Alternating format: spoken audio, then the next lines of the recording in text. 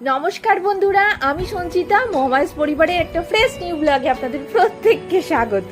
প্রত্যেক দিনকার মতো সকালবেলা ঘুম থেকে উঠে আগে বিছানা গোছাই, সেরকম আজকেও বিছানা গোছানো দিয়েই আজকের মিনি ব্লগটা শুরু করলাম। এদিকে বেচা কাকা ওই বাগানের লেবু গাছে প্রচুর লেবু এসেছে, কিন্তু লেবুগুলো সব ঝরে ঝরে পড়ে যাচ্ছে।